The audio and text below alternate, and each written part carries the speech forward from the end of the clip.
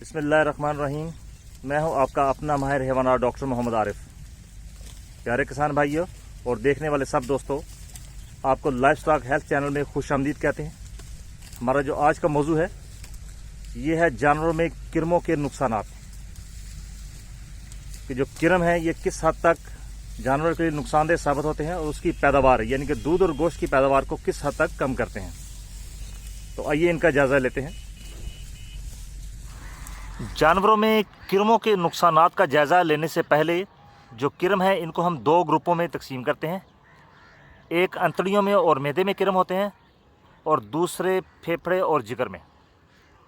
जो फेफड़ों और जिगर में किरम होते हैं ये जानवरों को इस तरह नुकसान पहुंचाते हैं कि ये फेफड़ों में और जिगर में जानवर का खून पीते हैं, जिसकी वजह से जानवर में अनीमिया यानी कि खून की शदीद कमी हो जाती है। जब खून की शदीद कमी हो जाती है तो जानवर चारा कम खाना शुरू कर देता है। दूध की पैदावार में कमी हो जाती है, क्योंकि जब 500 लीटर खून एक मरतबा हैवाने से होकर गुजरेगा तो 1 लीटर दूध बनता है। इसी तरह आप अंदाज़ा कर सकते हैं कि दूध की पैदावार में कमी कैसे आ जाएगी।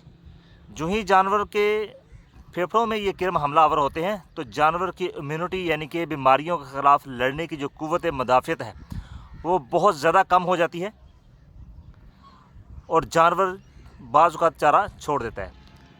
और जब ये किरम जो है जानवर के मैदे और अंतड़ियों में हमलावर होते हैं तो जानवर जो है उस सूरत में भी चारा जो है वो छोड़ देता है, गोबर पतला करना शुरू कर देता है। और ये किरम जो है जब ये हज़म शुदा खुराक मैदे में जानवर के खाते हैं तो अपने जहरीले असरात भी उस मैदे में छोड़ देते हैं, जिसकी वजह से पतला गोबर जानवर करता है और गोश्त की कमी आ जाती है। इसके साथ साथ दूध की कमी भी आ जाती है। चारा जो है वो खाकर जानवर बदहज़मी वाला गोबर करता है। गोबर में तिनके बाहर आते हैं, जिसकी वजह से दूध में मक्खन की जो परसेंटेज है वो बहुत ज़्यादा कम हो जाती है। तो ओवरऑल जो इसके नुकसानात हैं किरमों के, एक तो खून की कमी हो गई, दूध की पैदावार में 20% तक कमी आ जाती है, गोश्त की पैदावार में बहुत ज़्यादा कमी आ जाती है, FCR जानवर की बहुत कम हो जाती है, यानी कि फीड कन्वर्जन रेशो। सादा अल्फाज में हम इसको ये कहेंगे कि जानवर जितनी खुराक ले रहा होता है उतना जानवर जिस्म को फ़ायदा नहीं पहुंचा रहा होता पैदावार के लिहाज से। जो हमारी झोटियाँ और वैड़ियाँ होती हैं इनमें बलोगत जो है वो बहुत देर से आती है किरमों के स्ट्रेस की वजह से। यानी कि अगर एक वैड़ी ने 14 से 15 माह की उम्र में बलोगत में आना है तो वो हो सकता है वो 3 दिन साल ले ले।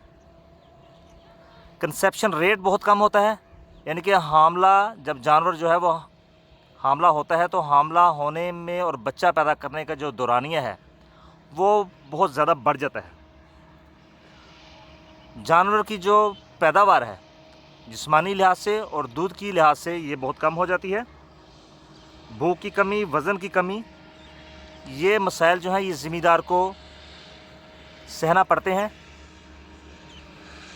इन्हीं मसाइल से बचने के लिए ज़रूरी यही है कि आप जानवरों में किरमों की जो अलामात हैं और किरमों के जो नुकसानात हैं इनसे बखूबी वाकिफ़ हों, ताकि वक्त पर इनकी डिवर्मिंग हो सके।